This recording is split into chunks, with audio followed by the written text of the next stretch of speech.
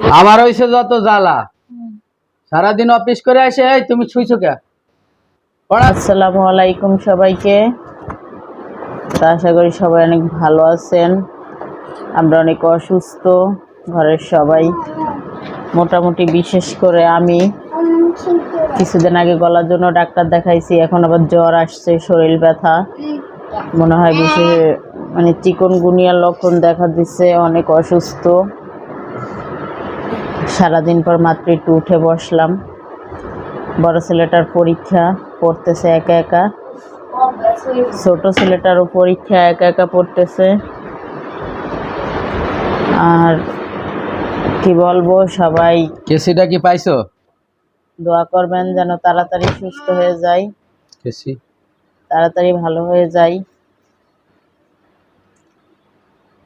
তো আমার স্বামী আজকে বাসায় এসে মোটামুটি ভালো কাজ কাম করছে।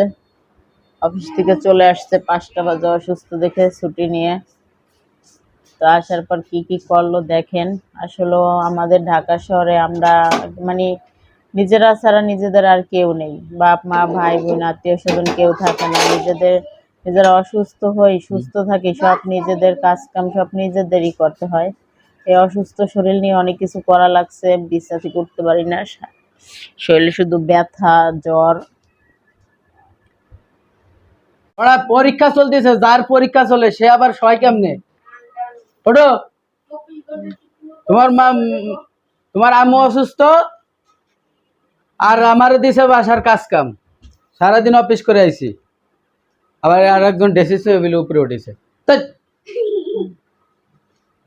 বেটি মানুষের কাম এই হয়, এই যে ভাত উঠাই দিছি, এই যে ভাত হয়ে গেছে, আর এই যে মার পড়ে গেছে, যে পড়ে গেছে ভাত। এই বেটি মানুষের কাম এই সম্ভব? ভাত বুত রান্দা। হ্যাঁ, ওইছে জ্বর, কয়দিন ধরে ডাক্তারের কাছে দৌড়াইতেছে। এটা ছিল পায়ে ব্যথা, গিরে ব্যথা, মাজায় ব্যথা, মানে আছে ব্যথার শেষ নাই। আজকে আবার জ্বর, আজকে আইলো জ্বর। কেমনে কি এই বাতটা আবার আবার উঠতেছে, এই জায়গায় সাথে থাকা কি সম্ভব? খালি একটু পর পর উঠে যায়। আপনারা কে কে এ ধরনের বিপদে পড়ছেন একটু কমেন্টে জানাবেন। এই ধরনের বিপদে যদি পড়েন আমার মতো, বউ যদি অসুস্থ থাকে, তার যে কি যন্ত্রণা একমাত্র যার অসুস্থ হয় সেই জানে। আসলে এখানে দেখার মতো আর কেউ নাই। তার আমি, আর আমি তার। আমি যদি অসুস্থ হয় আমি ছাড়া কেউ নাই, আর সে অসুস্থ হইলে আমি ছাড়া কেউ নাই। দূরে বাচ্চা, এই যে একটা বাচ্চা আইছে আমাকে দেখতে, কি করতেছি। এই তুমি নাচানাচি করো কেন? সুন্দর মতো থাকো। তোমার আম্মু অসুস্থ, তুমি বুঝো না? এই অসুস্থর ভিতরে আবার পোলাপানের পরীক্ষা চাচ্ছে। এখন এই যে আবার পড়াশোনা নিয়ে ব্যস্ত আছে। যার পরীক্ষা সে যে শুইছে। কি হয়েছে? মাথা ব্যথা করে? তাই মাথা ব্যথা করে? তো চেয়ারে বসা যায় না, ওই যে চেয়ার খালি রয়েছে। তুমি চেয়ারে না বসে তুমি বিছনায় বসো কে? ওই যে টেবিল খালি। দাঁত উঠতেছে। কার দাঁতের গোড়ায় দাঁত উঠছে? আর যেটা পড়ছে সেটাই আজকে যেটা পড়ছে তো অন্য একটা গোড়া দিয়ে উঠতেছে বলে সে যেটা লড়ছে সেইটা আগে দেখো নাই?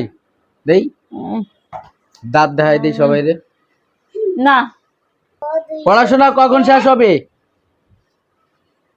আবার তুমি দেখায় করো তাড়াতাড়ি সকাল সকালই করতে। তো ভিডিওটি বেশি বড় করব না। আসলে আমার ঘরে আমার স্ত্রী এবং বউ যেটাই বলেন সে অসুস্থ, যার জন্য আমার ভাত তরকারি রান্না লাগছে। এই আগের ভাত ছিল আর তরকারি মোটামুটি রান্না করা আছে, তো এটা শুধু গরম করতে হবে। আর এই যেমন আরো একটা আছে, আর ফ্রিজে রাখা আছে, যার একটা আছে সে দুপুরবেলায় রান্না করে রাখছিল। তো হঠাৎ করে অসুস্থ হয়ে গেছে। এই যে আনারস আনছিলাম, যার জন্য আনারস আনছি, সে খায় নাই। একটা আমরা কাইটে খাইছি 3 ভাগ পুঁতে, আরো রইছে।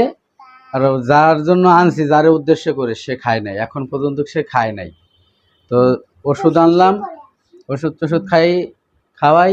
আপনারা সবাই দোয়া করেন যে দ্রুত যাতে সে সুস্থ হয়ে যায়।